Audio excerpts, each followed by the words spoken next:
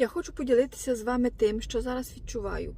Остання доба була для мене незвичною. Я завжди відчувала себе сильною і навіть броньованою жінкою, особливо тут в еміграції. Але зараз я дозволяю собі бути слабкою. Знаєте, що найцікавіше?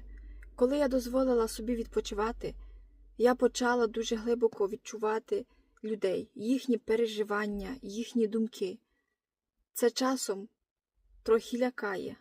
Я зрозуміла, як же важливо зберігати мій внутрішній світ і відновлювати мої сили, щоб ці відчуття не стали мені на перешкоді, а наоборот були моєю суперсилою. Знайоме вам таке відчуття? Пишіть мені в приват, чи стикалися ви з такою відкритістю. Говорила мама, доню, плакати будеш. Говорила мама, пожалієш про це.